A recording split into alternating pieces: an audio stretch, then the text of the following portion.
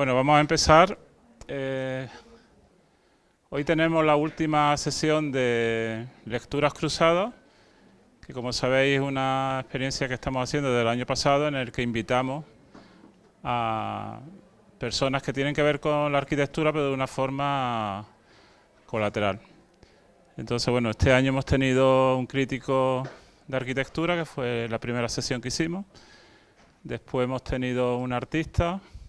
Bueno, hemos tenido dos artistas, aunque uno de ellos lo compartimos con la clase de Osorio, que pudisteis asistir a su charla.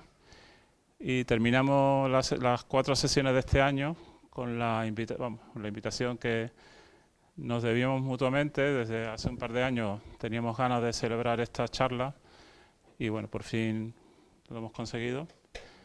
Este año contamos con Paco Pérez Brián, que hablará de arte y música. Veremos cómo vincula el mundo del arte sobre todo con lo que tiene que ver con las portadas de los discos. Bueno, sobre todo los que eran los discos de vinilo fundamentalmente, ¿no? Que seguramente muchos o muchas de vosotros no conoceréis, pero muchas de ellas han sido piezas importantes dentro de la música y también dentro del mundo del arte. Su formación es historiador del arte, pero fundamentalmente todo el mundo lo conoce por su vinculación con el mundo de la radio y por ende con el mundo de la música. Él fue durante mucho tiempo director de Radio 3, con algunos programas míticos, sobre todo en la década de los 80 y 90, ¿no? Sí. Y bueno, su conocimiento sobre música es extraordinaria, ahora lo veréis. Bueno. Y aparte un gran amigo y bueno, la escuela pues estamos muy contentos de contar con él y espero que disfrutéis de su charla. Muchas gracias, Antonio. Muchas gracias. Bueno, un honor estar aquí al lado de vuestro querido profesor y voy a hablaros un poco de lo que ha significado el unir la imagen a la música cuando a finales del siglo XIX pues era algo que no se controlaba. Yo, como ha dicho Antonio, yo me fui de Málaga a Madrid a estudiar publicidad, luego empecé a hacer programas de radio, siempre dedicados a la música pop y al rock. He tenido la suerte de conocer a casi muchos de los grandes protagonistas de la historia del pop, desde los Beatles hasta Nirvana o hasta, si queréis, Bad Bunny, aunque Bad Bunny no tengo el gusto de conocerlo de momento.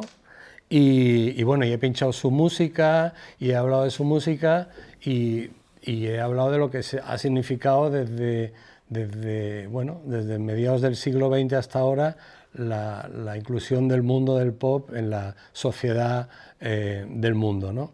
Pero como os decía, aparte de publicidad, luego hice la radio, hice la carrera de Geografía e Historia y luego hice Historia del Arte. Realmente no he ejercido de nada, o sea, yo soy un mamarracho no he tocado muchos palos, pero lo que realmente más he hecho ha sido lo de la radio, ¿no?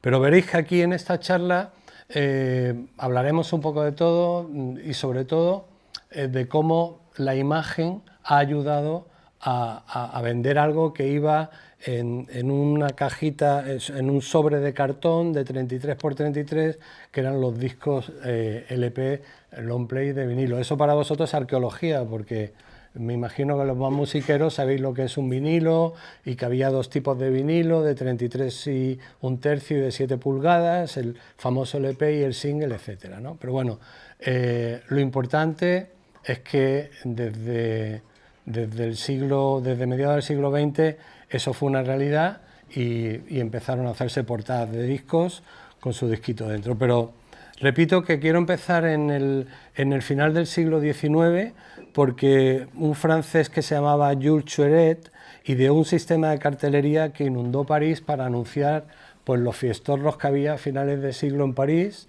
y que bueno, muchos estaban en Pigalle, etcétera, etcétera, y se dieron cuenta que haciendo unos póster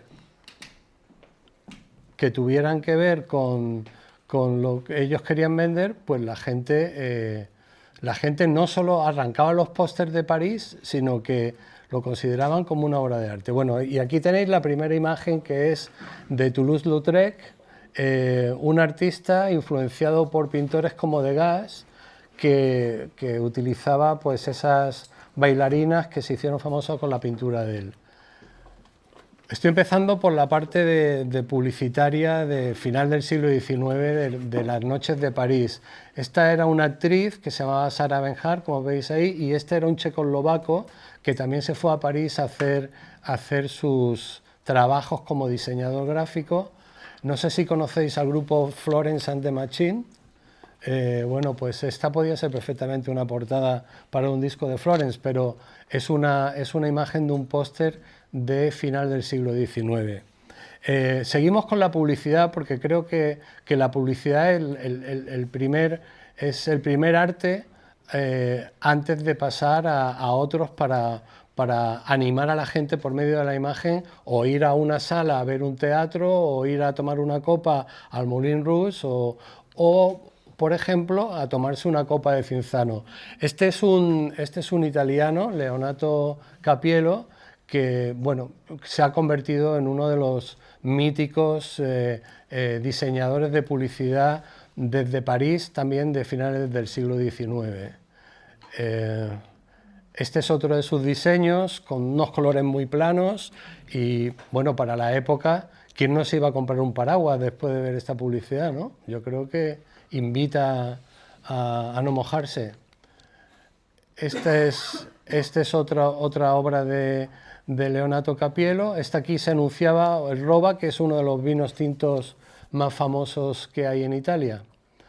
Voy a terminar con el rollo de la publicidad con este tipo, que se llamaba Fortunato de Pero, también de Italia. Fortunato de Pero era uno de los que formaron parte de la segunda racha del futurismo. Me imagino que muchos de vosotros sabéis que fue el movimiento futurista. Eran pues casi todos italianos que estaban flipados con el mundo de la velocidad, los coches, y bueno, el manifiesto del futurismo lo hace un tipo que se llama Marinetti.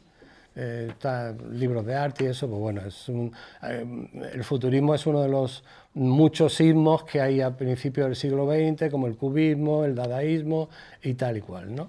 Entonces, a mí me hace gracia de este cartel una cosa, y es que si el futurismo, el concepto del futurismo era la velocidad, pues fijaros, porque es que lo que anuncia este cartel es un lasante para ir al baño. Entonces, pues bueno, estaba bien utilizado el manifiesto del futurismo para esto, ¿no?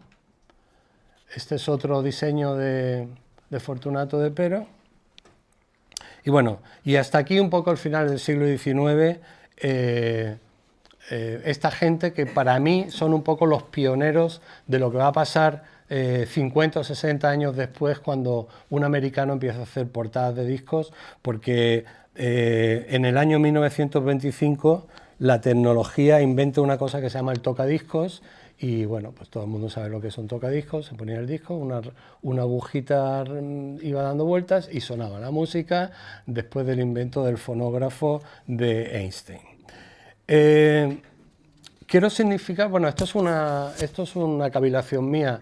Hay una importancia, le doy una importancia al mundo africano, porque a principios del siglo XX en París hay dos exposiciones que son muy importantes de cultura africana, y Picasso va a una de ellas y se flipa mucho con las esculturas de las máscaras africanas, y eso le da origen a pintar el cuadro La señorita d'Avignon, ¿no?, que es en el año 1906, y que para casi todo el mundo del arte ese cuadro es el que le da la patada a casi 400 años de tridimensión, desde el Renacimiento hasta ahí.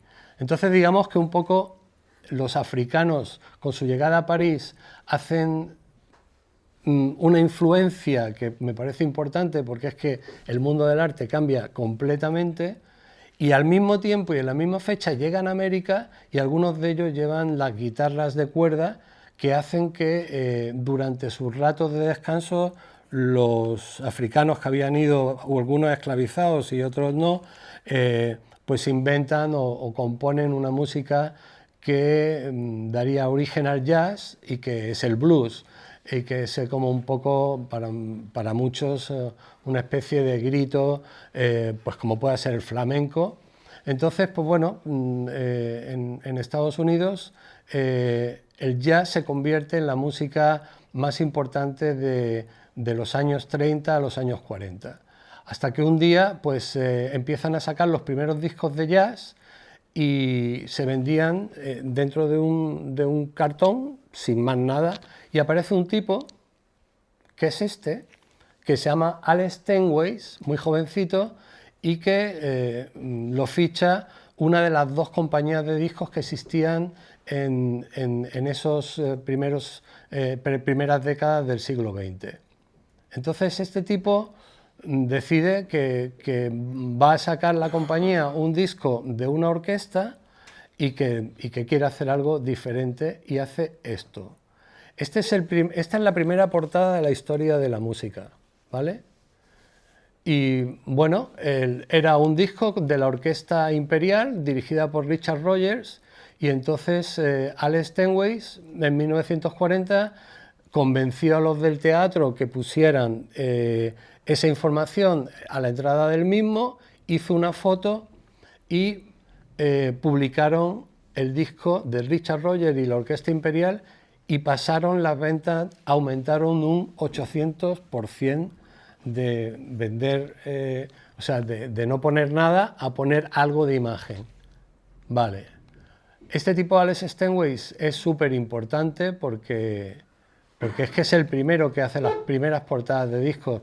Este es uno de los primeros discos de Frank Sinatra y estando en esta lucha de que cada semana casi tenía que hacer una portada de disco y casi todos relacionados con el mundo del jazz, el tipo estaba muy influenciado por algo que vosotros conocéis mucho mejor que yo, que es la Bauhaus.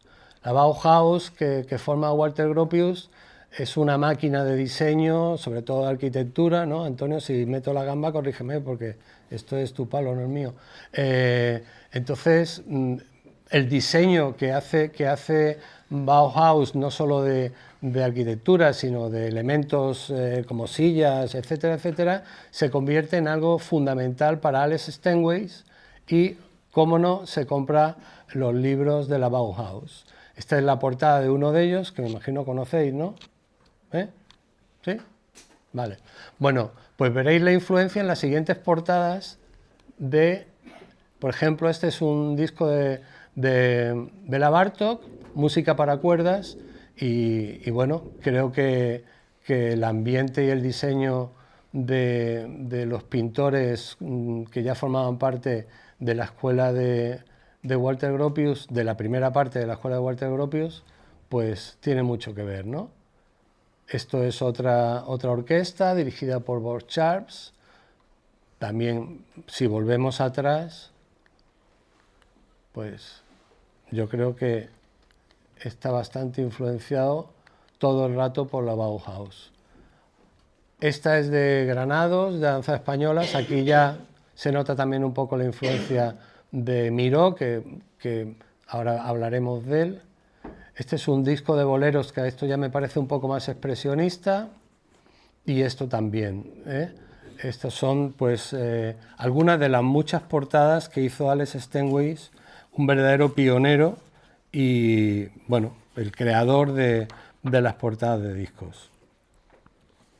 Bueno, hay una cosa, ya que he hablado del jazz, voy a poner esta portada del pintor Matisse, que cuando tuvo una enfermedad, como sabéis, no pudo pintar y entonces se dedicó a hacer unos recortables. Fueron una de las últimas obras que estuvo aquí en Málaga, en el Museo Thyssen, y que, para que veáis la importancia de lo que estoy diciendo, de la música del jazz en aquella época, y cómo la conexión con pintores de la vanguardia del principio del siglo XX pues había tenido que ver con esto, ¿no?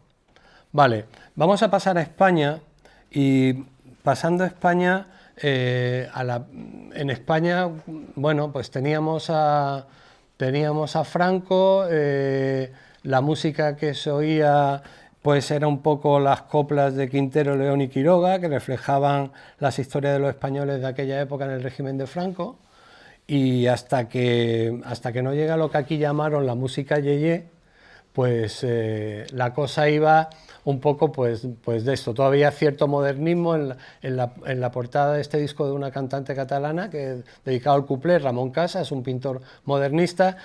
Esta foto que voy a poner ahora la tendría que haber incluido donde las fotos, pero bueno, es un fotógrafo que se llamaba Marico Román Martínez, que retrató a muchas folclóricas. Aquí tenéis a Super Lola Flowers y bueno, parece más influenciado por Romero de Torres que otra cosa, ¿no? Antes de llegar a la música yeye o al pop, lo que realmente funciona en España está dentro de las universidades, como casi siempre, todo lo nuevo, y son los cantautores. O sea, España estaba en una dictadura, el Paquillo estaba ya el hombre mayor y tal y cual, la cosa no iba, y en las universidades los cantautores muestran, cuando pueden, en sus conciertos, el desagrado general de la dictadura que venía desde que terminó la Guerra Civil en el año 1939. Entonces, hay una serie de cantautores que curiosamente unen su música a los tres grandes del arte español, que para mí son de las vanguardias: Picasso, Dalí y Miró. Voy a hablaros de Paco Ibáñez. ¿Alguno de vosotros conoce a Paco Ibáñez? Joder, macho, de verdad. Paco Ibáñez se tiene que hacer el TikTok o algo, porque si no, es que no. Bueno, Paco Ibáñez ya está mayor, es un tío mítico, era hijo de un valenciano y de una vasca, y rápidamente emigró de España, y su canción protesta y bueno, en contra del régimen de Franco todo el rato, y su primer disco es un disco sobre poemas de García Lorca y de Góngora, ¿vale? Y esta es la portada que hace el grandísimo Dalí para la canción del jinete de Paco Ibáñez en el año 1964.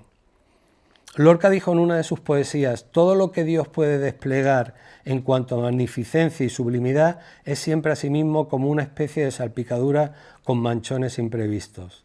Bueno, Dalí le cogió esa poesía y hizo esa mancha para la portada de este disco increíble de Paco Ibáñez, la canción del jinete, obra de Dalí. Dalí hizo solo dos portadas. Esta es la otra, del año 1955. Bueno, la anterior la hizo, tuvo la suerte de conocer a Dalí en París y se hicieron amiguetes, y por eso consiguió que Dalí le pintara esa mancha que habéis visto. Esta la hizo cuando ya Dalí se fue a vivir a Nueva York. Jackie Gleason era un presentador de televisión y actor, y era un tipo muy salado, muy simpático. Me imagino que se cogió una buena juerga cogorza con Dalí y consiguió que le hiciera esta portada, que bueno, es una composición muy daliniana, sobre todo de aquella época, y bueno, creo que es una... Hace poco estuve en el Museo Dalí de Figueras, se lo comenté a la directora y me dijo que por supuesto tenían controlada esta obra de Dalí como una de las dos portadas de discos que hizo en su vida. Bueno, no solo había pintura, también había escultura. Aquí está Jorge Oteiza, el gran escultor vasco, que para Paco Ibáñez hizo pues un disco que sacabas el vinilo y luego se desmontaba la portada y era una escultura de Oteiza. Ni que decir tiene que todos estos discos están súper cotizados y que son difíciles de encontrar. Vale, seguimos con Paco Ibáñez. ¿Veis como un cantautor? Aquí en este disco se dedica a cantar canciones sudamericanas. ¿Y qué hace? Pues tira de uno de los pintores más importantes de Sudamérica, que es Jesús Soto, es uno de los artistas más importantes en el arte cinético o lo que también se conoce como optical art. Y ese disco yo lo he tenido alguna vez en mis manos y es un poco plástico y si lo mueves y tal, pues hace el efecto del arte óptico y te flipa un poco, es muy bonito. Bueno, y ahora vamos con nuestro paisano de la Plaza de la Merced, que, bueno, ya sabéis que después de pintar el Guernica se hace comunista en el año 1940 y viene a España este chico Michel Estraniero, que era pues también de la cuerda del comunismo, hace un estudio, recopila una serie de canciones, por supuesto todas en contra de la dictadura franquista, y Picasso le hace esta portada. Esto también lo realiza Picasso para un disco de este hombre, Emilio Ferreiro, que era un gallego, periodista. Bueno, era un disco, no tiene mayor trascendencia, pero también hizo esto. Y luego Emilio Ferreiro, que se llevaba bien con todo, llamó a Miró para que le hiciera la contraportada. Vale. Esto es otra gran portada, para mi gusto, de Picasso. Germaine Montero era una mujer amante de García Lorca, y en Valladolid, en una corrida de toros, tal y cual, y fue a hacer un bolo, hizo este disco sobre la muerte del torero, espérate que ahora se me ha olvidado el nombre, Ignacio Sánchez Mejía, exactamente.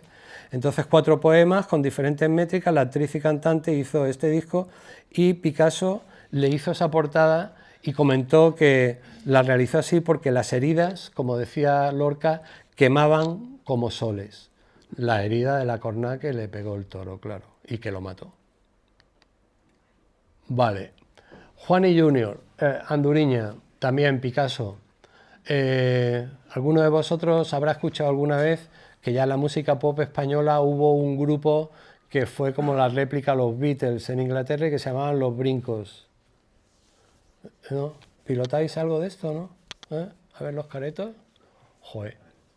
Es una putada. En España, la verdad es que, o sea, sois muy jóvenes y estoy seguro que os gusta la música de ahora y que os manejáis con música electrónica, con música urbana y tal y cual, pero es una pena que en este país la historia de la música pop, pues bueno, la gente consume y como que la tira, ¿no? Cuando vas a Inglaterra a casa de una familia, empiezan después de 4 cervezas a sacarte los Beatles, el punk, el tal, el cual, y realmente ves como es una cultura. Pero bueno, pues Juan y Junior eran 2 componentes de Los Brincos. Se separaron y hicieron una carrera en solitario. Y entonces fueron a ver a Juan Pardo, que es el que me ha contado esta historia personalmente.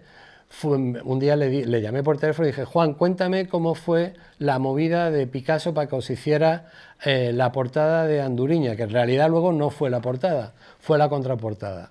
Pues nada, tenían un amigo que se llamaba Antonio Dolano, que era un periodista que lo mismo escribía para un periódico de derechas que hacía programas para la cadena SER. Este no tenía problemas con la izquierda y la derecha, y era súper colega de Picasso. Entonces Juan me contó que fueron a su casa de Mullín cuando Picasso vivía ya ahí al final de su vida, y Juan le llevó una guitarra española, se la dedicó, se la regaló.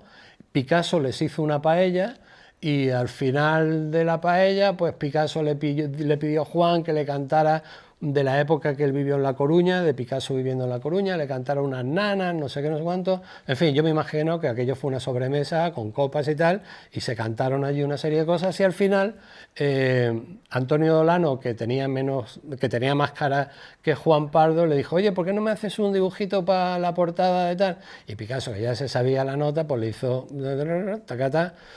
Anduriña realmente significa golondrina. Pero bueno, yo no sé si eso parece una golondrina o una gaviota o no sé. Total, que llegaron a la compañía de discos y el ejecutivo de la discográfica dijo: sí, muy bonito, me encanta Picasso, pero la portada es una foto de Juan y Junior. Y acabó poniendo una foto y bueno, pues las cosas de España. Luego Juan, que le dije: tío, ¿y dónde está el original? No, se la regalé a un amigo. Digo: pero tío, ¿de verdad? En fin, las cosas de tal. Bueno, otra portada para un disco que se titula La historia de un soldado. Es un dibujo en plan mitológico, también pues de Picasso. Y aquí un recopilatorio de artistas catalanes que se ven ahí arriba, yo no lo leo, pero Vidi Monllor, Pi de la Serra, etc.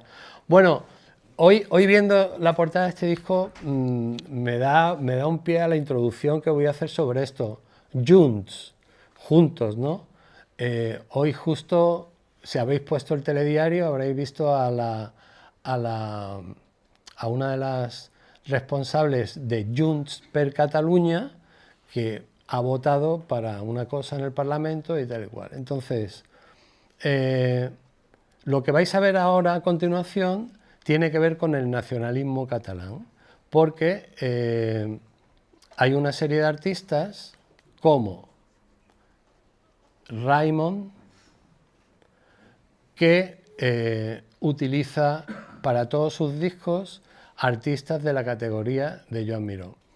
Y todos tienen que ver con una cosa que se llamaba la Nova Cançó y que fue un movimiento inspirado por José Bonet, Joan Brossa y Maurici Serrahima, que dan origen a las primeras canciones catalanas que corresponden a un clima de reivindicación de su cultura y especialmente de su lengua.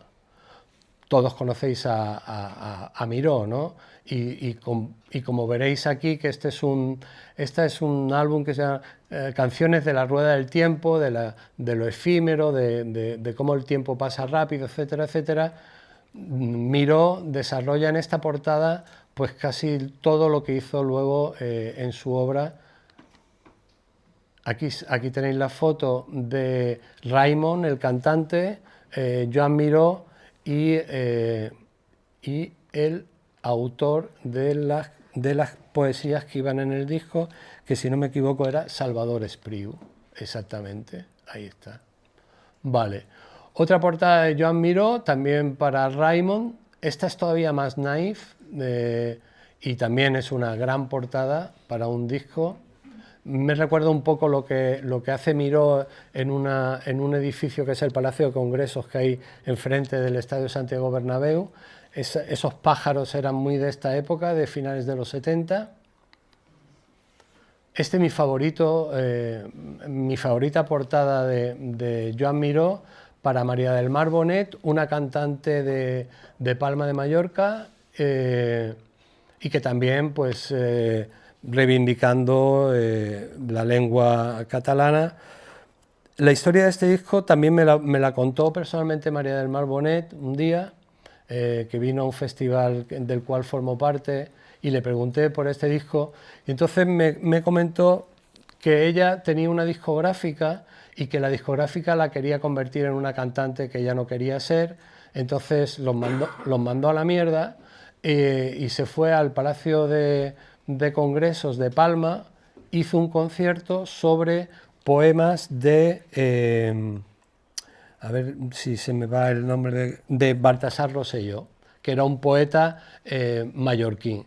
Entonces hace ese concierto y Miró va a verla al teatro y cuando acaba le dice que bueno, que genial el concierto y tal. Ella le dice que quiere grabar esas canciones y él le dice que le va a hacer la portada. Entonces María del Mar Bonet le pide dinero a su manager, el manager le presta la pasta y le dice déjame el cuadrito, que ya le había pintado, y vete a París a grabar el disco. Se fue a París, grabó el disco, volvió, la compañía discográfica se lo compró, le devolvió el cuadro, ella le dio la pasta al manager y María del Mar Bonet no hizo como Juan Pardo y es la propietaria de esta obra de Joan Miró, que ilustró su disco Inici de Campana con obra del poeta Baltasar Rosselló. Bueno, ahora nos metemos un poco en la parte española de las vanguardias, de los que no se fueron y se quedaron en nuestro país mientras vivía Franco.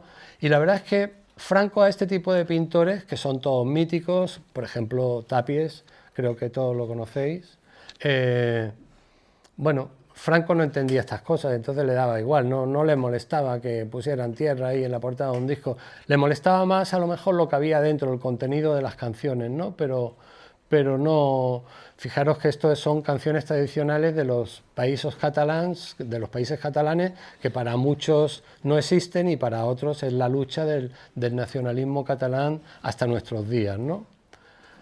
Hizo bastantes portadas, como esta para la Coral Carmina, de la cual era bastante fan. En la pintura de Tapies dominan siempre ese tipo de colores y los símbolos con letras. Esto es también para Raimon, el cantautor que lo hemos visto con otras portadas. Esta es otra de Tapies, de 1970, sobre cartón. Y ahora viene un autor que se llama Javier Ribalta. La verdad es que este hombre es muy súper desconocido en España, pero el tipo, no sé cómo se las engendró, que usó a casi todos los pintores, todos estos pintores que están en la historia del arte de España. Modest Cuixart formaba parte del grupo Daualset, como era Tapies. El grupo Daualset es de las primeras vanguardias que se hacen dentro de España con Franco vivo y que empiezan siendo surrealistas, pero van tornando a la abstracción. Entonces, bueno, pues vais a ver a Gino Bar, que no es exactamente del grupo Daualset, pero también es de esa época. Monpó, un pintor también de abstracción colorista, más mediterráneo, y hace el disco de Xavier Ribalta, que es un homenaje a uno de los grandes autores de poesía catalana, como Joan Margal. Hernández Pijoan es un pintor más moderno, es más reciente, y su obra se puede encontrar también en todos los museos. Hace esta especie de pantén de colores para esa portada, que es un disco en directo en el Olimpia de Xavier Ribalta. Este hombre era especialista en vidrieras y tal y cual, de mayor y tal. Vale. Y ahora paso al otro grupo de las vanguardias del arte español, que es el grupo El Paso. Habréis escuchado hablar también. Tanto Daualset como el grupo El Paso en pintura significan algo verdaderamente moderno y revolucionario en la España de Franco. O sea, el grupo El Paso se funda en Madrid con algunos pintores como Antonio Saura, como Rafael Canogar o como Manolo Millares, y hacen esa pintura, en este caso, bueno, otro disco de Paco Ibáñez. En este caso La Bordeta, era paisano de Antonio Saura, eran los dos maños, y bueno, la caligrafía esa en blanco y negro de la España en blanco y negro de aquella época.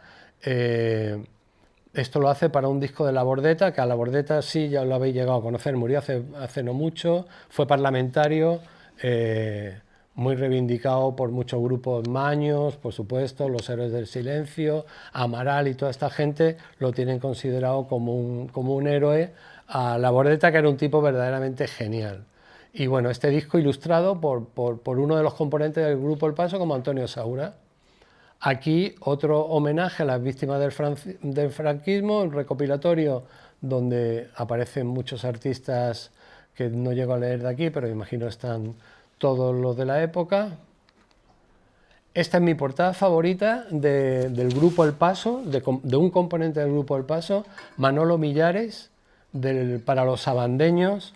Bueno, Manolo Millares fue a la misa que hacían los sabandeños en el Teatro Guimará de La Laguna en Tenerife. Se quedó flipado, siendo ateo, no era católico, pero se quedó flipado con lo que vio. Los sabandeños es uno de los grupos más populares del folclore canario y les hizo esta portada. Si vais al Reina Sofía o cualquier museo, veréis obra de Manolo Millares, que su característica es hacer obras con arpilleras, con sacos, y se hizo muy famoso por ese tipo de obras, ¿no? Las arpilleras sobre todo, ¿no? Bueno, este es Juan Genovés, otro gran pintor de la última época de la abstracción española. Adolfo Cedrán era un cantautor también, o sea, como veis hasta ahora estamos en todos los años, desde principios de los 60 hasta mediados de los 70, que muere Franco en el 75. Esta portada es para ese disco que se titula Silencio. Es justo cuando se estaba haciendo el proceso de Burgos, que son los últimos asesinados por Franco. y tal. Y bueno, esta obra de Juan Genovés es un poco paradigmática porque casi toda su obra ha sido así, siempre desde una celda se ven a unos hombrecillos despersonalizados que corren como que huyen, ¿no?, de la que está cayendo en ese momento.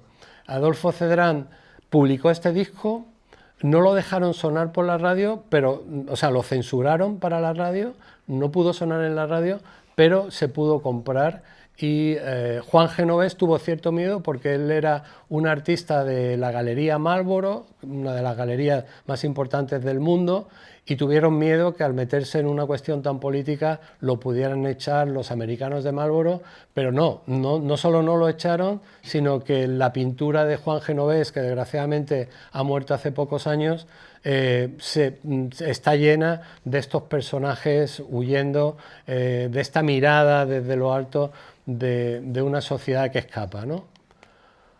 Vale, y ahora nos vamos al flamenco. Entonces dejamos ya los cantautores y esta es una portada de Miquel Barceló para el disco de Camarón de la Isla, Potro de Rabia y Miel. A Camarón sí lo conocéis, ¿no? Vale, guay. Pues Camarón, un grande de la música del flamenco, conoció a Miquel Barceló gracias al torero Curro Romero.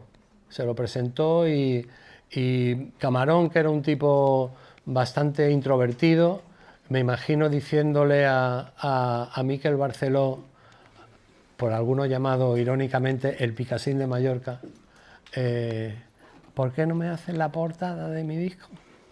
Y esa portada pues, se ha convertido en una de las portadas más míticas del flamenco. Hizo también esta para Rancapino. Rancapino es otro de los grandes del flamenco y para alguna gente es como el Tom Waits del flamenco. Lo que hizo fue hacer como una especie de escultura en barro y luego de ahí sacó o sea, le hizo una foto o una escultura en barro de Rancapino y luego pintó el cuadro y fue la portada de este disco de Rancapino. Tengo una anécdota de Rancapino, el flamenco, el gitano allí, estando en el estudio de Miquel Barceló, le preguntó, oye, ¿y esos cuadros que son tan grandes, para qué son? ¿Para que no te los roben? Entonces, pues hombre, Miquel Barceló, que tiene bastante aguante, pues se reiría del asunto. Y es un gran fan del flamenco, y hizo portadas pues, para dos de los más grandes de la música flamenca, como Rancapino y Camarón. Estos son portadas de Miquel Barceló para músicos de Palma, todos colegas de él, Clam, etc. Son portadas, todos son singles, discos vinilos pequeñitos. Y estas 5 y las otras 2 son las 7 portadas que ha hecho Miquel Barceló en su historia. Miquel Barceló, ni que decir tiene, que es uno de los pintores vivos más importantes de la cultura española y que se puede estudiar en cualquier libro de arte, en cualquier universidad del mundo. Bueno, otro flamenco, José Menese.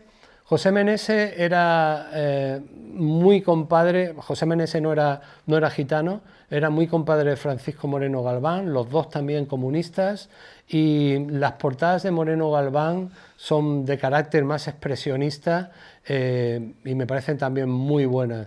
De hecho, este disco se lo dedica José Menese a su querido colaborador Francisco Moreno Galván, que acabó de concejal comunista en el pueblo de Cazalla, de la Puebla de Cazalla, que era de donde eran originarios los dos. Bueno, a Triana también lo conoceréis. Triana era un grupo sevillano de rock andaluz. Realmente Triana son los que hacen, los que dan nombre a esa etiqueta que luego se ha conocido como rock andaluz. Fue uno de los primeros conciertos que vi en mi vida, los vi en el Teatro Cervantes. Triana era un batería, un tipo que tocaba la guitarra flamenca, y Jesús de la Rosa, que era el compositor y cantante, que tocaba teclados y sintetizadores. Eran como una especie de Emerson, Lake and Palmer, que era un grupo británico, pero a la andaluza y haciendo flamenco pop. Bueno, las canciones de Triana están en la historia, y Máximo Moreno, el pintor sevillano, hace de esta obra pues más de lo mismo. Triana me explicaron un día cómo esos hombrecillos bajan hacia una especie de infierno y que ellos consideraban en la búsqueda de libertad, porque este es un disco también que se graba después de la muerte de Franco, huyendo a la autarquía, no sé qué, no sé cuánto, y es una gran portada. La pintura original tuve la suerte de comprarla una vez en una subasta. Iba en un avión, vi en un periódico que Cajasol hacía una subasta en Sevilla de un cuadro de Zurbarán, de Máximo Moreno y otro. El precio de salida no era muy caro. Pensé, digo, bueno, voy a hacer una oferta por teléfono, igual seguro que no lo compraré. Y las cosas de España, ningún sevillano le interesó tener una de las portadas míticas de la música flamenca, y yo por todo el morro me llevé el cuadro a mi casa y ya está. Vale, pues esta es otra portada de una flamenca gitanísima, la tía Enica la Piriñaca, también de Máximo Moreno. Y aquí me gusta compararlo con uno de los primeros artistas del barroco español, antes de que el Greco llegara a Toledo. En Toledo ya había un pintor que estaba dando las primeras connotaciones de lo que iba a ser el arte barroco y que es uno de mis pintores favoritos, se llamaba Luis Tristán. Esta obra, que está en el Prado, Santa Mónica de Luis Tristán, es una de las obras primeras del barroco, y no sé por qué, pues a mí me ha dado el flash de que esta monja tiene mucho que ver con la tía Piriñaca. Serán flipaciones mías, pero bueno, esto es una obra del siglo XX y esta es una obra de 1601, ¿vale? Bueno, el Canijo de Jerez hace una portada bastante naif y surrealista. Y bueno, para mí esto me flipa mucho. Esto es o sea, fijaros qué portada. O sea, ¿qué pensáis qué música hay detrás de esa portada? A ver, alguien que me diga, ¿qué música creéis que hay ahí debajo? O sea, ¿qué música vende esa portada? A ver, alguien decirme, o sea, hip hop no creo, ¿no? ¿No? Un disco de Melody tampoco puede ser, ¿no? Un grupo de rock murciano, a lo mejor, viva Suecia, sevillanas. ¿Vosotros creéis que eso es una portada para un disco de sevillanas? Bueno, me imagino que vieron la de Miquel Barceló y dijeron, Paco, queremos algo en la onda, y fue esta cosa. Vale. ¿Reconocéis este cuadro? Este cuadro es el cuadro posiblemente que inaugura lo que en la historia del arte se considera como el pop art. Es de Richard Hamilton, pintor británico, que hace esta composición con un magnetófono, un tipo en el gimnasio, en fin, objetos modernos de la década de los 60, y lo titula ¿Qué es lo que hace que los hogares de hoy sean tan diferentes y tan atractivos? Bueno, se pasa de la abstracción del mundo en blanco y negro, de todos esos pintores que después de la Segunda Guerra Mundial en Nueva York han estado haciendo abstracción, sacando desde dentro con unos garabatos y tal su poesía y tal y cual, a utilizar las cosas cotidianas y a darle forma en la vida mucho más de color. El mundo empieza a resucitar de la ruina de la Segunda Guerra Mundial. En España también, después del plan de estabilización de Franco de 1959, las familias empiezan a funcionar, a comprarse la lavadora, el SEA 600, aparece la televisión y tal. Y ahí están los Beatles, la banda más grande de todos los tiempos de la historia de la música, y este es su octavo álbum, que se titula Sgt. Pepper's Lonely Hearts Club Band. ¿Hay aquí algún fan de los Beatles? 2, 3, 4, 5. La madre que me parió. Bueno, Peter Blake era... Bueno, los Beatles, a ver si os explico para los que sois muy jóvenes y no os interesa la historia del pop. Los Beatles son, una vez que en Estados Unidos se inventa el rock and roll en el año 1956, son los que hacen la autopista por la que ha pasado toda la música. Ellos son los inventores de la carretera por la que ahora transita Beyoncé, Lady Gaga, Maluma y la madre que los parió a todos. Estos fueron los inventores de la música pop y su obra desde el año 1970, desde el 1962 hasta el 1970 es historia contemporánea. Estos tíos cambiaron la sociedad del siglo XX y esta portada, no me voy a extender mucho ya que no conocéis mucho a los Beatles, pero bueno, los Beatles habían dejado de tocar en directo. Los Beatles tocaron en directo hasta el año 1966.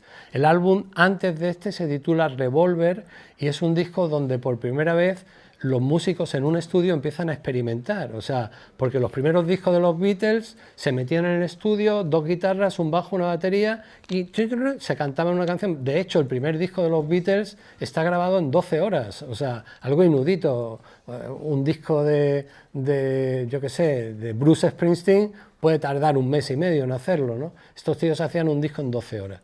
Después de ese disco de Revolver hicieron una gira y fueron a tocar al sudeste asiático, tocaron en Japón y el último concierto era en Filipinas.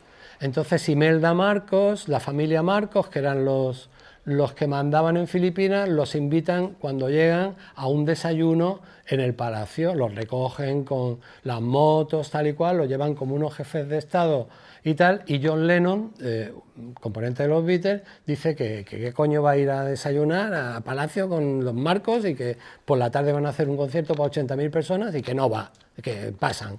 Entonces no van, hacen el concierto delante de 80.000 personas, se van corriendo al avión para volver a Londres porque era el último concierto de la gira y la familia Marcos se coge un rebote tan gordo con el feo que le habían hecho de no ir al desayuno que llegan al avión, le quitan la recaudación, o sea, la pasta que le habían pagado por el concierto, y el manager de los Beatles, Brian Epstein, le dice al comandante: niño, arranca el avión y tira para Londres, que nos quedamos en Filipinas para mucho tiempo, porque ya la policía les había sentado como el culo que no fueran allí a Palacio a desayunar con la señora Imelda, lo cual estuvo de puta madre que no desayunaran, por supuesto. Al llegar a Londres, John Lennon se bajó del avión y dijo: no hago más conciertos. No puedo hacer más conciertos, y el manager le dice: tengo una gira este verano de 12 conciertos por Estados Unidos, el último es en San Francisco, y entonces John Lennon dijo: ok, después de San Francisco no, y entonces los Beatles nunca más volvieron a tocar hasta que hicieron la presentación de un disco en la terraza de un edificio en Londres, que también habréis visto esas imágenes, los Beatles cantando en una terraza, canciones como Get Back y tal. Bueno, pues esta portada es como ellos mismos entierran a los propios Beatles que están ahí a la izquierda con las chaquetitas y se hacen esos uniformes militares y como que hacen una especie de entierro de lo que habían sido los Beatles hasta 1966 y hacen como una especie de nuevos Beatles. Peter Blake, que era alumno de Richard Hamilton, otro de los grandes artistas del art pop británico, hace esta portada. Y bueno, esta portada es súper mítica. Cada Beatle escogió a un personaje de la época. Bob Dylan, Marilyn Monroe, etcétera, etcétera. Bueno, al final Peter Blake hace esta portada, que es una de las más importantes de la historia del pop y del rock.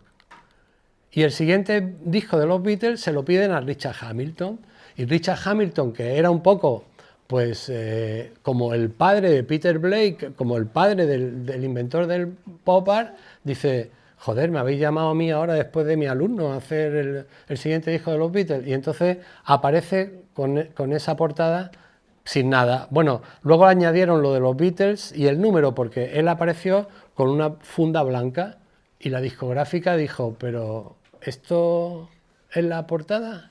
Y Richard Hamilton dijo: sí, esta es la portada. Hombre, un respeto a un pintor como Richard Hamilton. El discográfico le dijo: hombre, pon por lo menos el nombre del grupo, ¿no? Y dijo: vale, no solo voy a poner el nombre del grupo, sino que los voy a numerar. Y va a tener ese rollo de que van a estar todos los discos numerados.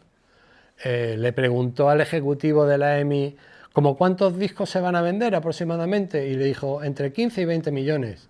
Entonces, pues el hombre con un tapón solo hizo el resto y solo hizo numerados por su mano los 10 primeros. Ese, que es el primero, me parece, se subastó hace 2 años en Los Ángeles, era propiedad del batería de los Beatles, de Ringo Starr, y se vendió por $1 millón. ¿Vale? Bueno, estos son los Who, otro gran grupo mítico de la música británica, y aquí están casi todos los grandes del pop art: David Hockney, Richard Hamilton de nuevo, Peter Craig, Mick Jagger. Yo estuve en la presentación de ese disco en un hotel de Londres y estaban los 4 componentes de los Who y todos estos tipos. Yo en aquella época todavía no había hecho la carrera de Historia del Arte y en aquella época no había teléfonos para hacerme fotos y bueno, lo tengo en mi memoria como algo muy bonito. Bueno, y pasamos al pop art americano, que la gran figura es Andy Warhol. Antonio, llevo mucho tiempo que no me quiero extender, no me quiero pasar y tampoco quiero perder el avión. Muy bien, ¿no? Vale, ¿os estáis aburriendo o algo? ¿No? Vale. Ahora esta parte es un poco más divertida. Los cantautores era un poco más coñazo, pero esto ya mola más.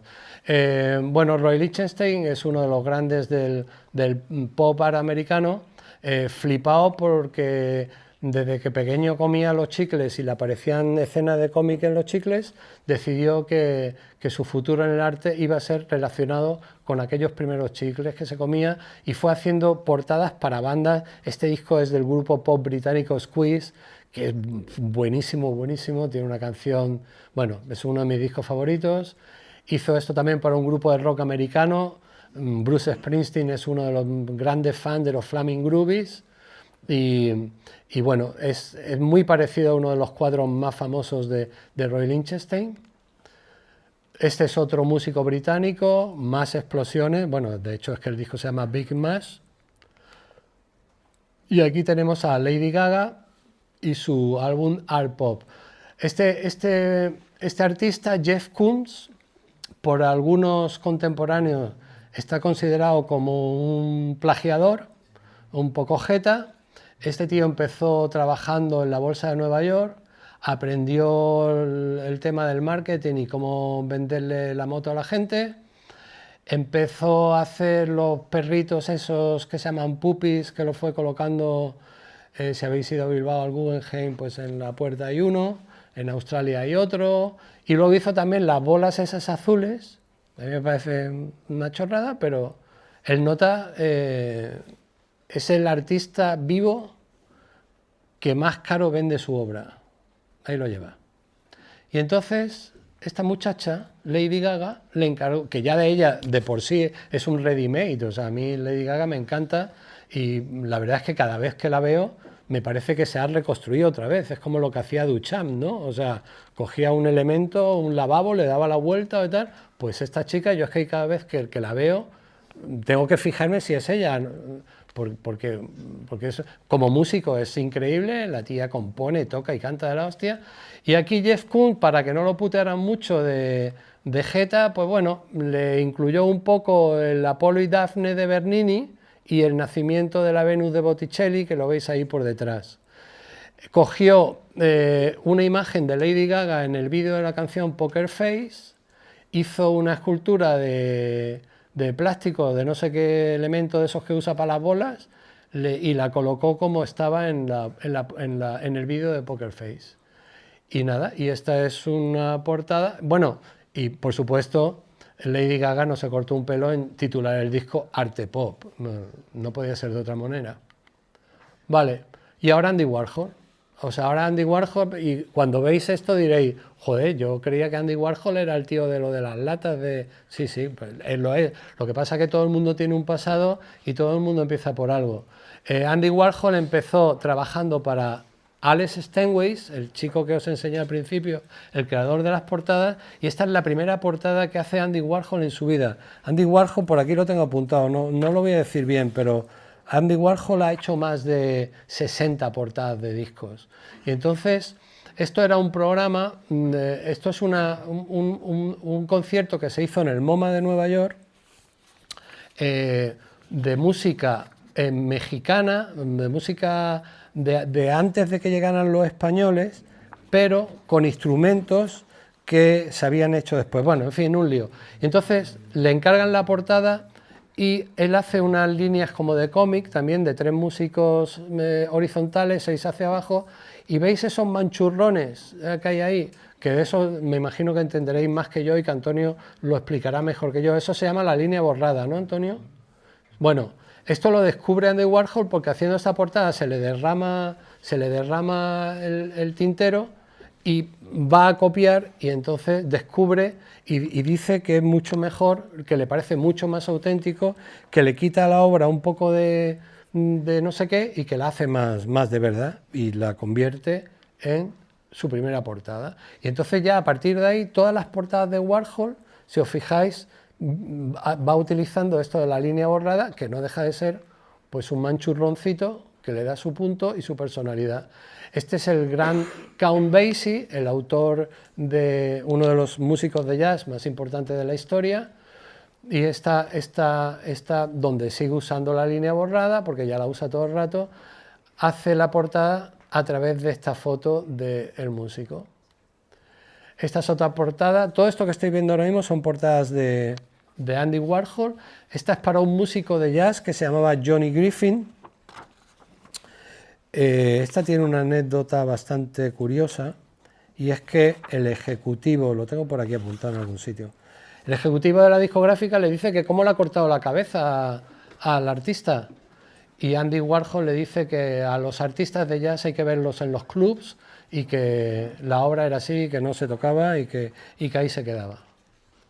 Vale, esta portada la hace la madre de Andy Warhol, que es toda la caligrafía para Moon Dog. Moon Dog es un artista neoyorquino que se puso ese nombre porque tenía un perro que aullaba mucho cuando había luna llena.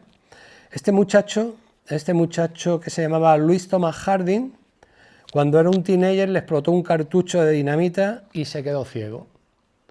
Y entonces, pues bueno, decidió que eso no le iban a pedir desarrollar su arte, que era cantar y componer poesía, y aquí lo tenéis. Ahí tenéis a Louis Thomas Harding, Mundo. Esta es la portada número 22 de Andy Warhol, y recoge varias actuaciones de Mundo que la hacía entre la calle 54 y la Sexta Avenida en Nueva York. Ahí estaba plantado el hombre y actuaba todos los días.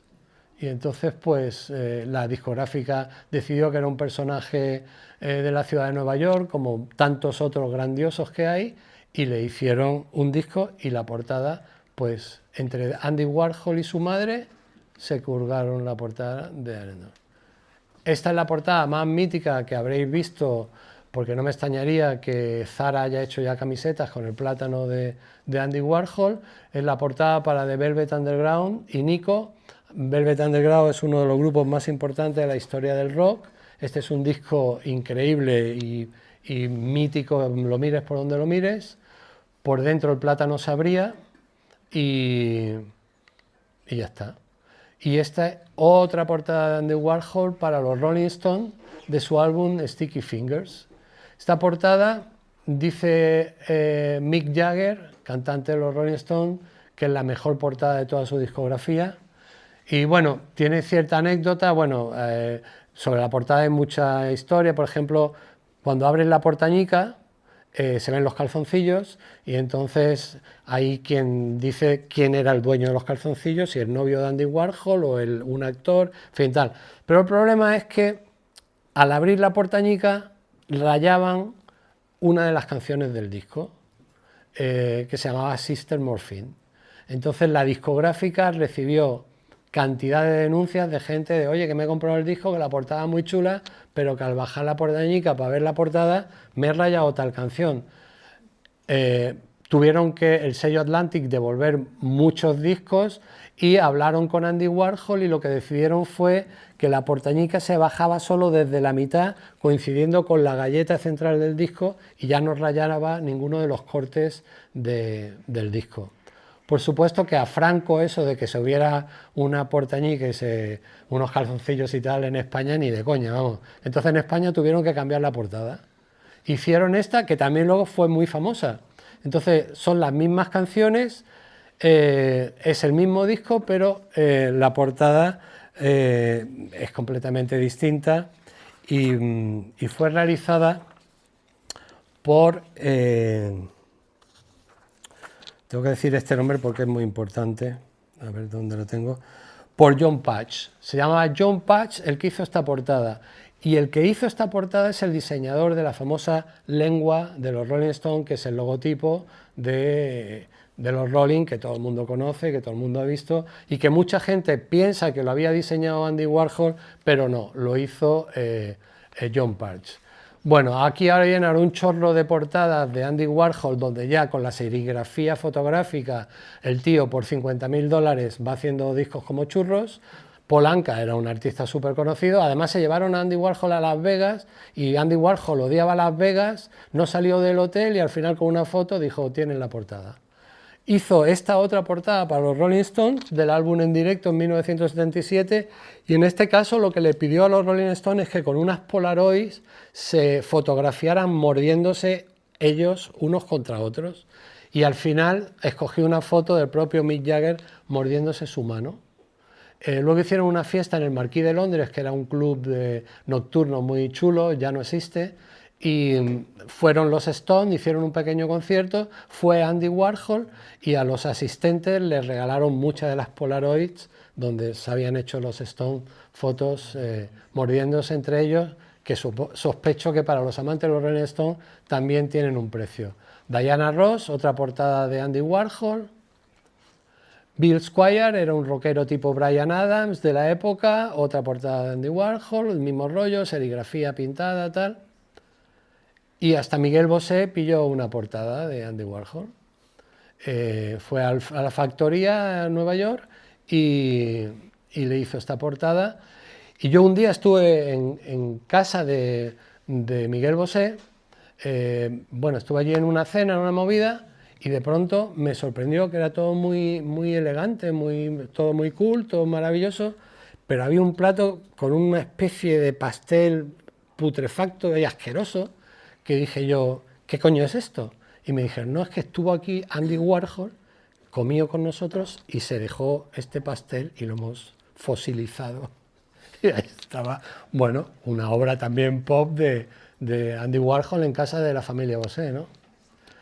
La grandísima Aretha Franklin, portada de 1986, y el grandísimo John Lennon. Esta es una foto hecha por Yoko Ono, poco tiempo antes de que muriera asesinado uno de los cantantes y componentes de los Beatles, John Lennon. Vale, creo que ahora voy a pasar al pop art español, que se reduce a solo un grupo que se llamaba el Equipo Crónica, Manolo Valdés y tal, y que hicieron muy pocas portadas, pero si veis es un poco el mismo rollo de Richard Hamilton. Ahí está el capullo de Felipe III subido en el caballo, eso que pintó Velázquez. El que hay a la derecha parece Franco, ahí han colocado una lavadora, luego hay una cantante que creo que era una cantante de la época que se llama Patti Bravo y sobre todo, bueno, pues la mezcla de Felipe III. Bueno, Felipe III era un poco capullo, pero la verdad es que con Felipe III es cuando éramos más grandes, el Imperio Español era grandísimo, nunca fue tan grande como con Felipe III. Bueno, pues esta es una portada pop del Equipo Crónica. Se hicieron muy famosos por las meninas. Hoy día te vas a Arco y aparece una menina de Manolo Valdés o del Equipo Crónica y por menos de 200.000 pavos no pillas la menina. Aquí hay una especie de copia también de Warhol para Raymond, también el Equipo Crónica. Esto es un single, esta es otra portada para Raymond, esta es otra portada para Raymond y esta es la última del Equipo Crónica para Ovidi Montllor, que retrata a uno de los componentes de un cuadro de Goya y también utiliza el cómic como soporte y en los bocadillos están el título de las canciones. Ovidi Montllor era un actor que muchos de vosotros lo recordaréis por su papel en Amanece que no es poco, era uno de los dos guardias civiles de esa maravillosa película de José Luis Cuerda. Vale, esto es Eduardo Úrculo, un pintor asturiano que hizo esta portada para Leonard Cohen, un recopilatorio de Leonard Cohen. Vamos a la figuración madrileña, la época de la movida madrileña. Este es el gaditano Guillermo Pérez Villalta, una portada para Los Zombies. Esto es una portada para la Junta de Andalucía de Guillermo Pérez Villalta, Así canta nuestra tierra y Así facturó Guillermo Pérez Villalta. Este es un colega vuestro, arquitecto, Juan Navarro Valdeberg, madrileño, hizo la portada para Radio Futura. O sea que cuando os licenciéis y seáis arquitectos y si vuelve el rollo de los vinilos, también podéis dedicaros a hacer... Juan Navarro Valdeberg no sé si es más conocido por la portada de Radio Futura que por... Pero bueno, creo que es un buen arquitecto.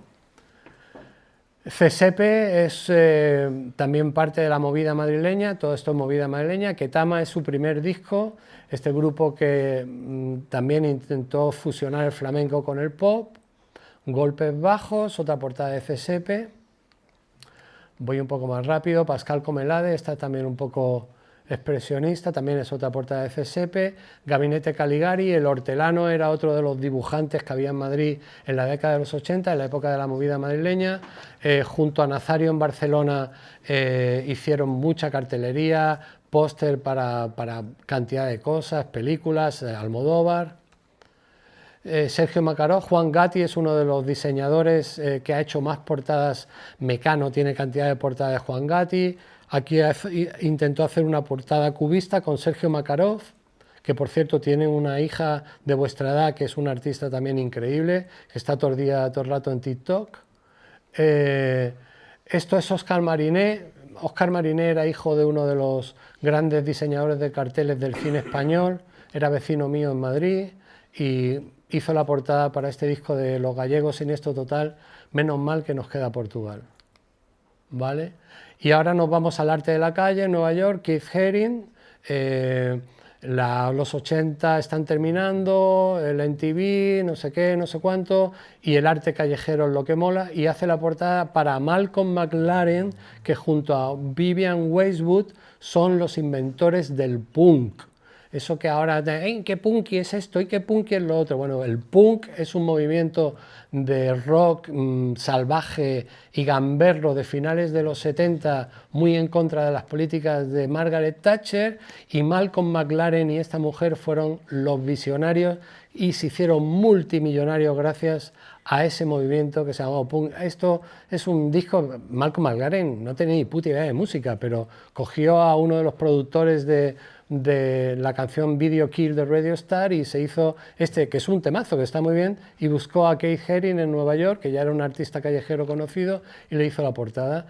Este es un disco donde está Sting y cantidad de músicos, recaudaron muchísimo dinero en las Navidades, era un disco benéfico y Keith Haring, este artista callejero neoyorquino, hizo la portada. Otro de los grandes artistas urbanos de Nueva York, Jean-Michel Basquiat, y como casi todos los grandes del rock and roll, muerto a la edad de 27 años. Esta es una portada para un colega suyo que era un MC, rapero, y que hicieron una pelea de raperos, de gallos, como se llama y tal, y hizo esta portada. Estos discos de Basquiat, si se encuentran, valen miles de dólares, los originales. Solo hizo dos, esta es otra, muy totémica, una portada, y bueno, Basquiat, cuando sale un cuadro de Basquiat en una subasta, son millones de dólares los que la gente paga por una obra de este pintor joven, que era un artista callejero, amante del punk y que murió a la edad de 27 años. Bueno, este es Banksy, que también nos suena más actual, para el disco de Blur, Think Tank. Mucha gente dijo, bueno, si Banksy es un tipo desconocido, ¿cómo ha hecho esto? Bueno, es conocido relativamente, o sea, es desconocido relativamente. El de la discográfica supo llamarlo, encontrarlo, y esta portada la hizo por 75.000 libras, y luego algunos de sus fans callejeros dijeron, hombre, tío, te has vendido y tal, y dijo que lo bueno y bien cobrado y bien pagado no tiene por qué quitarle fuerza a lo que él quería representar, que luego más tarde hizo la misma obra con dos policías besándose y que abrió casi todos los telediarios del mundo, ¿no? Banksy es otro de los grandes artistas, este está vivo y de pronto pues igual un día viene a Málaga y hace una pintura de Paco de la Torre o algo. Esto es Sony Youth, que ha utilizado Antonio para uno de sus discos hacer la portada de este encuentro que estamos teniendo aquí esta tarde. Este es un pintor alemán llamado Gerhard Richter, flipado con el barroco, con el momento mori, con la que la vida es muy corta, con que uno se muere, tal y cual. Y fijaros, para un grupo pionero del grunge, la portadita de la vela mola. No me pasa como tal. Bueno, Damien Hirst para los Red Hot Chili Peppers. Esta portada es como me parece muy fuerte. Damien Hirst es un tipo británico, también es uno de los artistas que más caro cuesta tener una obra de él. Se ha hecho multimillonario a costa de obras como meter un tiburón en formol en una bañera, que es lo más conocido de él.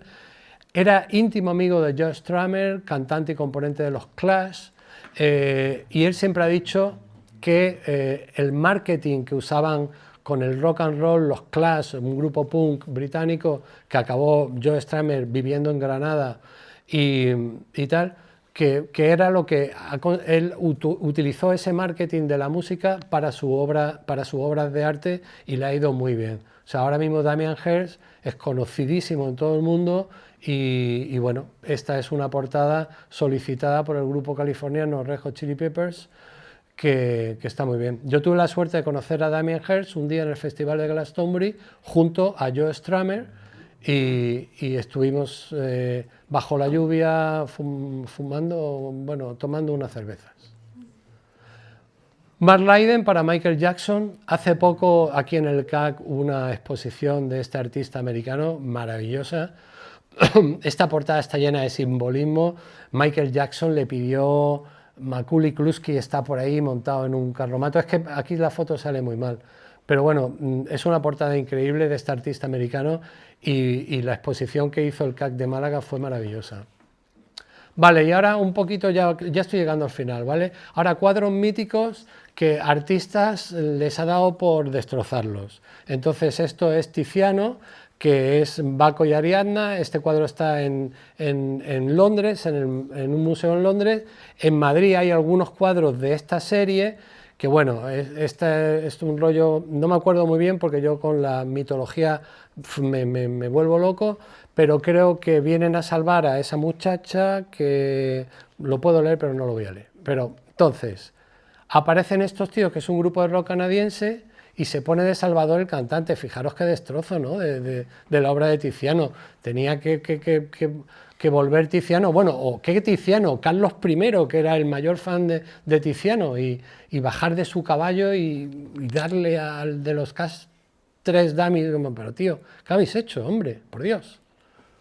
Bueno, la balsa de la Medusa de Géricault. Esto es uno de los cuadros más importantes del romanticismo francés, está en el Louvre y también inspiró a un grupo folclórico punk irlandés para la portada de su disco, que al final se tituló Ron, Sodomía y me parece que es Látigos, porque estando después de un bolo en Ámsterdam, se le ocurrió a uno del grupo decir esa frase que la había pronunciado Churchill sobre la Marina Británica, que decía que la Marina Británica era todo ron, sodomía y látigo, o sea que eran todos unos golfos y tal, y entonces estos, pues no sé por qué se fueron a la barca de la Medusa para tal, pero bueno, para unir lo del ron y la sodomía, o sea, hicieron ese pastiche para esta portada. Este disco lo presentaron en Londres, en un barco aparcado en el Támesis, y lo único que se pudo beber fue ron. Los ingleses estas cosas las cuidan mucho. Y yo estuve en la presentación de ese disco y pensé que nunca veríamos a los Pogues tocar las 5 canciones de presentación del disco porque habiendo ron, que era tal, pues no llegarían a tocar. Pero claro, como había periodistas, pues el ron se acabó rápido. Y entonces pudieron tocar, o sea, de hecho tocaron. Otro cuadro del Museo del Louvre, también mítico, La libertad guiando al pueblo, de Delacroix.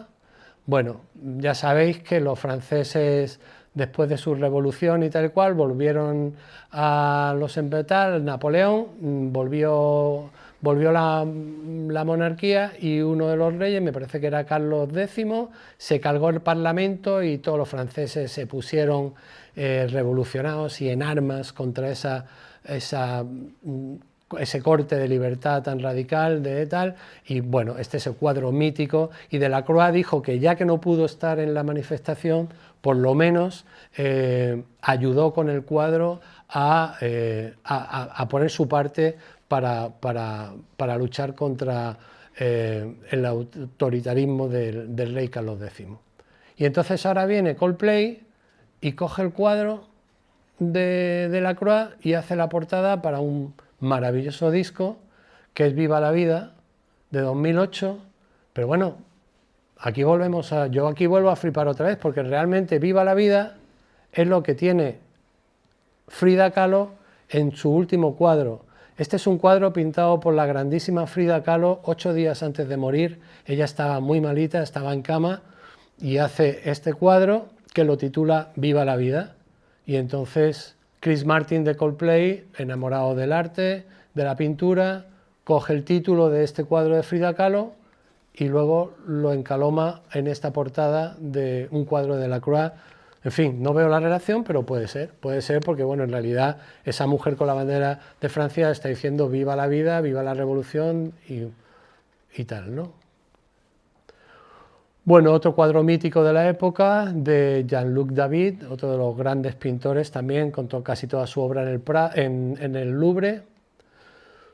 Y este es un músico grunge que se quiso inmortalizar como en el cuadro. Esto es un cuadro del impresionismo de Auguste Renoir, un cuadro también famosísimo del baile de Moulin de la Galette, y Rod Stewart pues se mete en mitad del impresionismo y del cuadro, y ahí se puso el tío, míralo, ¿eh? Ya le gustaban las juergas desde el impresionismo hasta nuestros días. Bueno, esto es otro cuadro también de la misma época, de Manet, otro de los grandes impresionistas, Almuerzo en la hierba. Este cuadro ya venía, para mi gusto, gafado desde Manet, porque a Manet se lo hacen sacar de una de las exposiciones, lo censuran por tener a una chica desnuda en el cuadro. Y entonces ahora va Malcolm McLaren, del que os he hablado antes, el inventor del punk, junto a Vivienne Westwood, que se hace manager de este grupo británico que se llama Wow Wow Wow, y que su más famosa canción se titula I Want Candy, que la habéis escuchado, I Want Candy, bueno.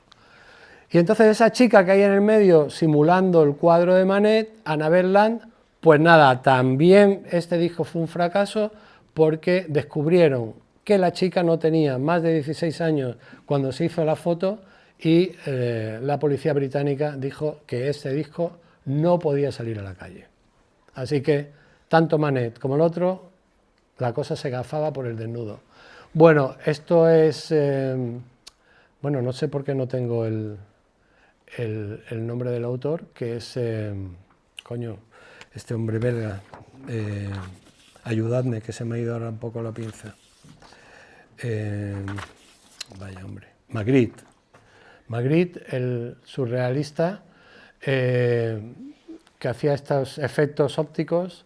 Este es un grupo de rock sinfónico americano que le utiliza también su cuadro para la portada. Este Edward Hopper, otro de los grandes pintores norteamericanos, que especializado en retratar la soledad de las ciudades grandes como Nueva York. Este es un cuadro mítico de él, y el compositor Chris Rea hace algo parecido, lo hace más solitario todavía en la portada de ese disco. Bueno, y ahora pasamos a la fotografía. Ya estoy llegando al final, ¿vale? Esta portada la habréis visto, ¿no? 1000 veces, ¿no? Es la portada del Abbey Road de los Beatles. Vale, la historia de esta portada es muy simple. Los Beatles estaban grabando el disco que lo iban a titular Everest, y ya tenían contratado un avión para volar al Everest y hacerse una foto en el Everest. Pero la discográfica le dijo, dejaros de Everest, que tenemos que sacar el disco ya.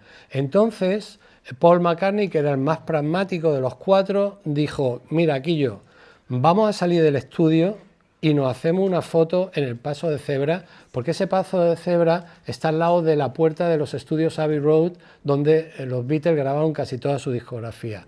Buscaron a Ian Macmillan y al pobre de Ian Macmillan el Ayuntamiento de Londres le dio 10 minutos para hacer la foto. Y el muchacho hizo estas 5 fotos. Entonces le pusieron una escalerilla, hizo las 5 fotos en los 10 minutos y se dio cuenta que la única que le molaba era la quinta, que más o menos van todos acompasados con el paso y que realmente era la foto que parecía más estética para ponerla en la portada, ¿vale? ¿Veis ese Land Rover que hay ahí? Vale, pues ese Land Rover también se ha vendido hace poco por cerca también de 1 millón de libras y está en un museo en Alemania. El Land Rover, para que veáis la importancia de los Beatles, su obra, sus portadas y su historia. Creo que es una de las grandes portadas con fotografía, porque ahora mismo estamos viendo fotografía. Esta es Patti Smith y la fotografía de su pareja en aquel momento, Robert Mapplethorpe, y esta es otra cosa absolutamente mítica. Patti Smith ahora tiene 70 y pico años, sigue haciendo conciertos, está considerada como una de las reinas del rock americano, y la discográfica, cuando vio esta foto, le dijo, pero tío, le dijo a Robert Mapplethorpe, pero hombre, es que esta foto no puede salir así fijaros que es el año 1975, porque él se fue a la calle y por $50 compró esa camisa y le dijo el ejecutivo, que era Clive Davis, uno de los tipos más importantes de las discográficas, que le tenía que haber pintado un poco el bigote, que le tenía que haber puesto otra ropa y que dónde iban con esa portada. Pues bueno, esa portada ha convertido a Patti Smith en la cantante que es, o sea, mundialmente conocida por esa imagen andrógina, por esa imagen así como completamente, bueno, ahora es completamente normal, pero en aquella época no, ¿no? Entonces, o sea, realmente el fotógrafo le dio la imagen que luego Patti Smith ha mantenido durante toda su trayectoria. O sea, esta imagen la ha mantenido, y si veis ahora una foto de Patti Smith, aunque sea más mayor, no la veréis con la misma camisa, evidentemente, pero la imagen será muy parecida. Bueno, Miles Davis, el gran músico de jazz, fotografiado por Irving Penn, otro de los grandes fotógrafos. Fijaros qué forma de retratar a un músico de jazz. Esto es la contraportada. Aquí tenemos a Björk, fotografiada por Jean-Baptiste Mondino. Mondino es un fotógrafo francés que ha fotografiado a muchos artistas, a Björk, a Madonna. Tuve la suerte de conocerlo. Él hizo una portada para Luz Casal, para un álbum de Luz que se titula La Pasión y que sobre todo en Francia vendió más de 500.000 de copias.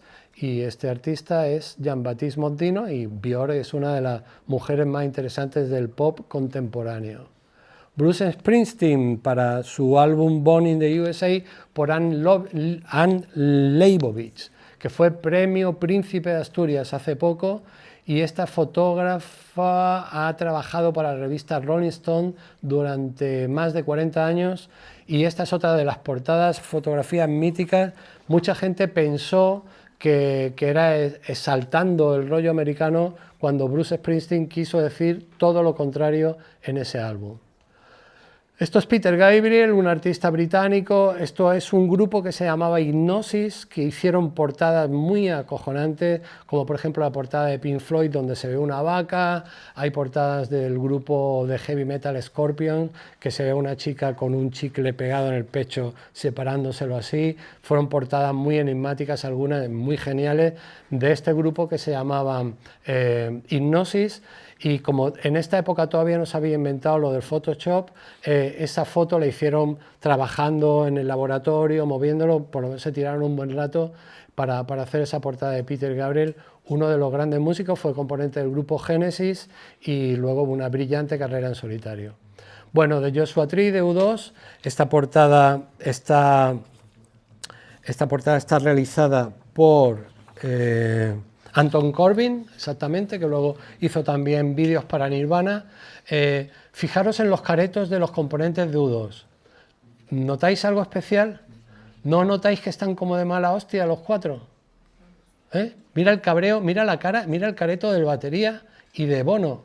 Bueno, pues es que había 7 grados bajo cero en el desierto cuando hicieron esa foto y Anton Corbijn le dijo que se quedaran con las camisetas que llevaban, que nada de mantas ni abrigos, que se tenía que hacer la foto. Y mira, claro, fijaros el careto. Bueno, se convirtió en otro de los discos míticos y de las portadas míticas del rock and roll, este álbum de Joshua Tree del grupo británico U2. Bueno, esta es más reciente para vosotros, que sois más jóvenes, Nirvana.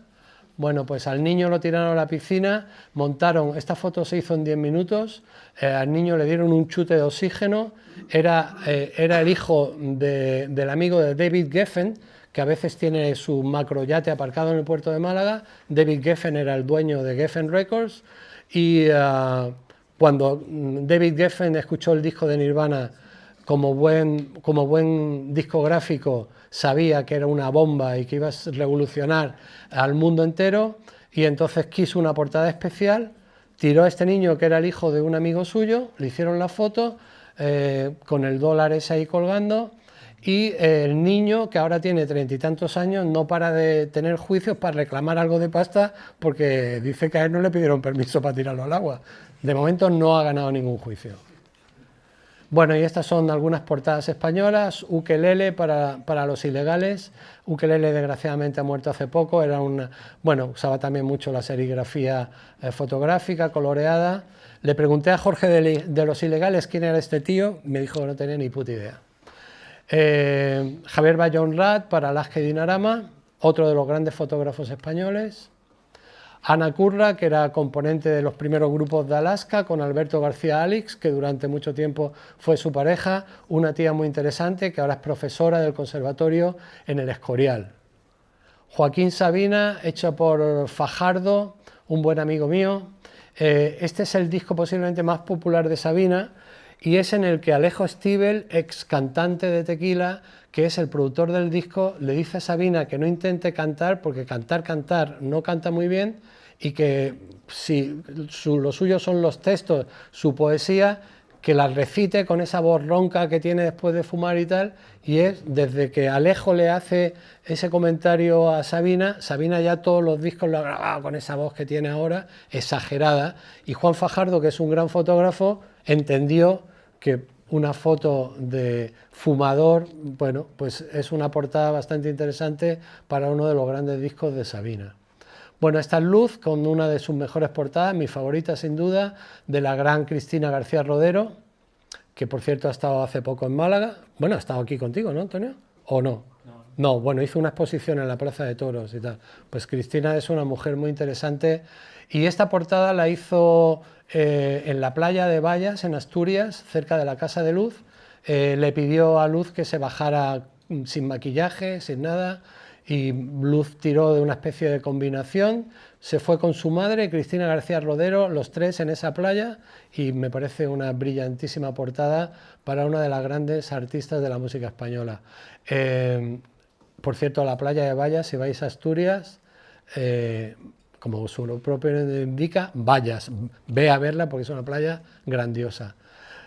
Un ramito de... Ahora voy a poner ya, ahora ya sí que estoy acabando, una serie de portadas diseñadas por los propios cantantes. Cecilia, Un ramito de violetas, esta es una canción muy popular que hizo el cantante también, una versión muy famosa, Manzanita, que era un cantante de aquí de Málaga, de la Cruz Verde. Esta es Johnny Mitchell, que ha hecho casi todas sus portadas. Ahora Johnny Mitchell tiene cerca de 80 años y aún sigue en activo, haciendo música. Manolo García, para el álbum Arena en los bolsillos. Manolo García, componente del grupo El Último de la Fila, es también pintor, expone, tiene una gran obra de pintura. Luis Eduardo Aute, desgraciadamente desaparecido, era también cantautor, también pintor. Y por último, el gran Bob Dylan y su autorretrato, ¿vale?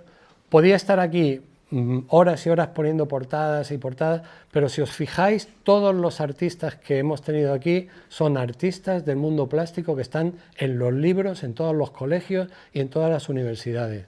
Luego hay muchísimos millones de portadas hechas por un chaval que le gusta el rap y que ha cogido, le ha hecho una foto a una coliflor y la ha puesto en la portada y chimpún se acabó, ¿no? Y ahora por último, yo tenía aquí una cosa, bueno, Violeta Parra también, yo tenía aquí una cosa que era las construcciones efímeras del barroco por el rollo vuestro de arquitectos y era como una especie de vídeo que no sé, mira, bueno, las construcciones efímeras del barroco sabéis lo que eran, ¿no? Cuando Carlos V se zurraba con Francisco I en el siglo XVI, pues como casi siempre le zurraba a Carlos I, cuando volvía a Roma o a Italia, le construían unas construcciones que eran para que pasara él y su comitiva, y que eran unas construcciones de la hostia, me imagino que esto lo sabrás tú mejor que yo, Antonio, en cartón piedra o lo que fuera, y que luego cuando pasaban se destruían y tal. Entonces, que tenía aquí para comparar una construcción efímera de este grupo, pero claro, no sé, esto como, si se le da aquí se ve, no se ve. Bueno, era un time lapse del grupo, de un grupo alemán construyendo dentro de un estadio el escenario donde iban a tocar luego. Un escenario que tardan una semana en construirlo, llevan 30 y tantos trailers y se pegan haciendo una construcción de un macro... Es que no sé, no se puede dar para ver, ¿no, Antonio? ¿O sí? No sé... Igual aquí no está el vídeo, no tiene vídeo. Bueno, pues nada, pues esto es un poco el rollo que os he echado,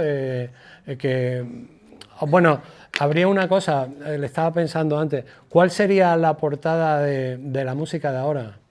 O sea, ¿cómo creéis que se está vendiendo la música de ahora? O sea, ahora ya no hay... Bueno, los vinilos se venden como 10 millones de unidades en el mundo todavía a día de hoy, pero ya el CD desapareció y toda la música es vía Spotify y tal y cual. Pero vosotros, ¿cómo os creéis que se vende ahora? La imagen, ¿cuál es la imagen de la música ahora para vender la música? ¿No? Autorretratos sobre todo. ¿Eh? Todos los últimos vinilos que han salido así más famosos son Sí, autorretratos pero yo te pregunto, o sea, yo digo, pienso, ¿cuál es ahora mismo el vehículo donde se junta la imagen y la música para venderse? los videoclips. A ver, me parece que lo escuché por ahí. TikTok, sí, exactamente. O sea, hoy día cogemos a cualquier músico, bueno, músico entre comillas, cogemos a cualquier cantante, sus 15 segundos de TikTok, haciendo un bailecito, eso vende millones de descargas en Spotify o en cualquier otra red social, y creo que la forma actual hoy de que la gente de vuestra edad utiliza para vender algo es el famoso TikTok, que bueno, todos vosotros, muchos de vosotros lo pasaréis, lo veréis de vez en cuando y habréis visto a Bad Bunny, te pongo en 4, no sé qué, al otro te pongo en 7, la otra vendiendo no sé cuánto, tal y cual. Y creo que esto ya forma parte de la historia. Y el TikTok pues forma parte de la historia también, pero de la historia contemporánea de los días que vivimos. Así que nada, muchas gracias, Antonio, muchas gracias, tenéis un profesor cojonudo y que tengáis mucha suerte y que seáis arquitectos de puta madre y arquitectas cojonudas, ¿vale?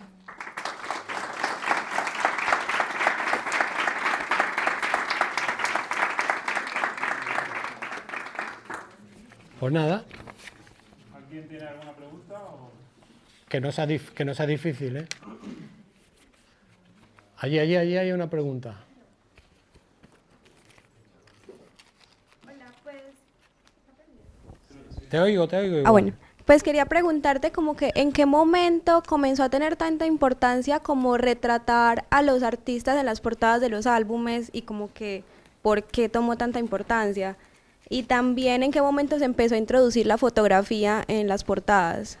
Vale, bueno, lo he contado un poco. El momento es, el momento es desde Alex Stenway, desde aquel hombre que en 1940, porque claro, a partir de ese momento, crece más cuando aparece el rock and roll y el pop, cuando ya hay discos que venden 15 millones de copias, que era una barbaridad, o sea, era el mundo, o sea, Bob Dylan, los Beatles, los Beach Boys, Jimi Hendrix, en fin, cantidad de artistas famosos de la década de los 60 venden millones de copias. Y claro, las portadas, o sea, es fundamental. Hay mucha gente que en aquella época se compraba el disco solo por la portada. O sea, la portada le parecía tan artística o le llamaba la atención por algo que se compraba la portada, ¿no?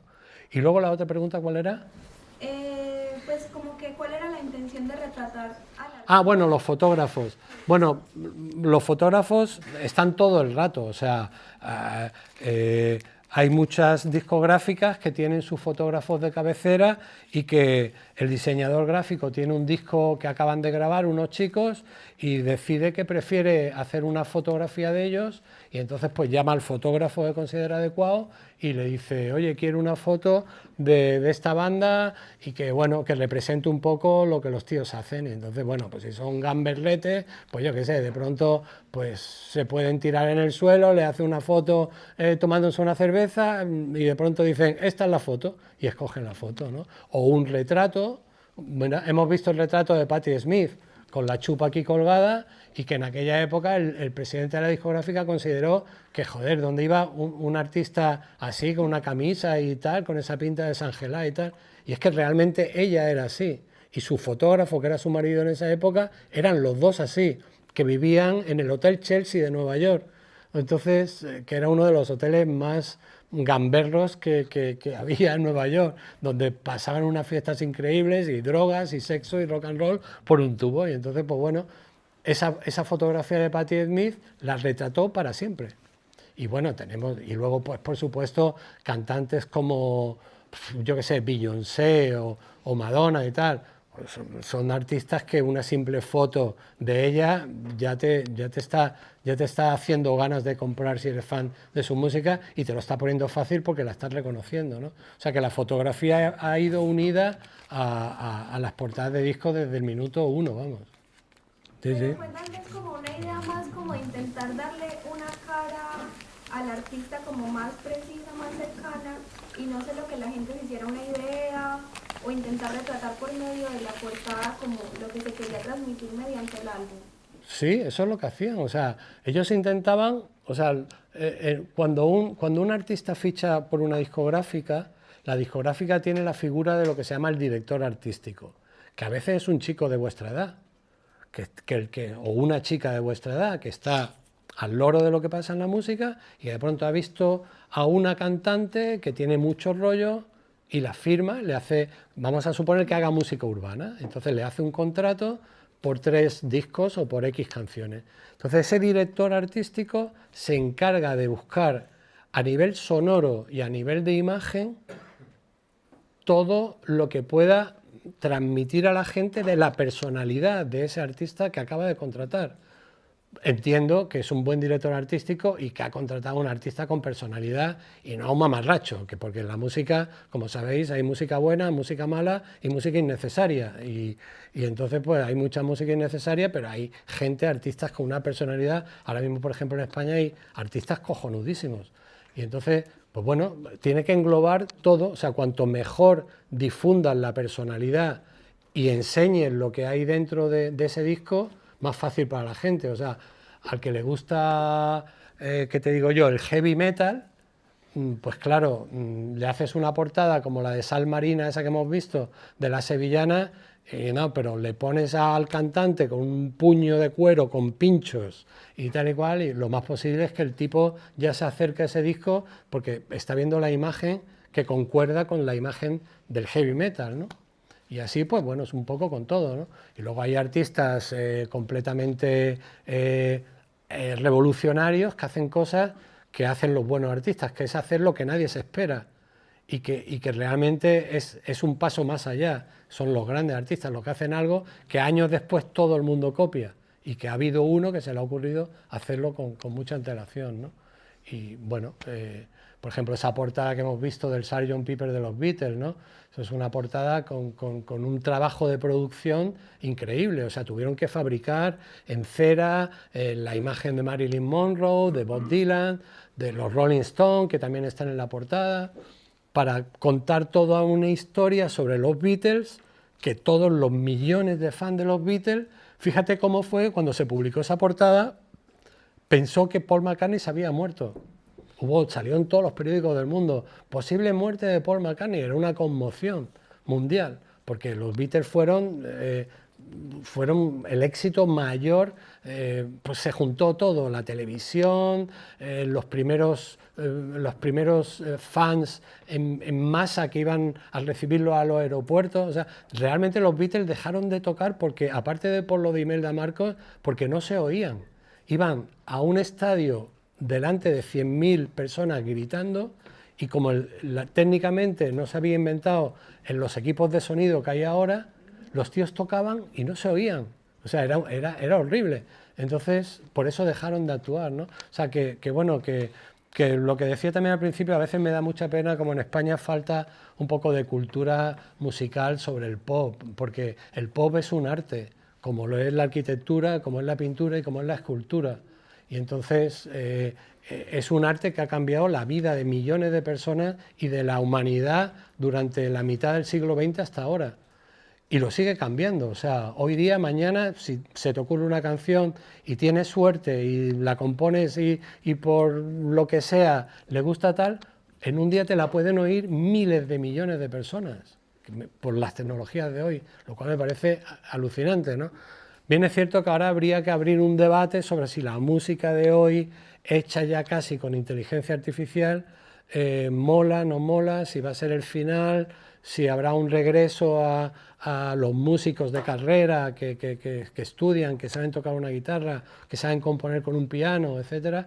Bueno, eso ya sería para otro día, pero bueno, creo que esto que habéis visto hoy de imagen y música, sobre todo de imagen de gente que está en la historia, pues bueno, es un apartado. O sea, hay miles de portadas que no están hechas por gente famosa, o sea, que están hechas por alguien que simplemente puede dibujar bien, o el mismo artista que le ha hecho una foto a la alfombra y le ha parecido bien hacer la portada de discos.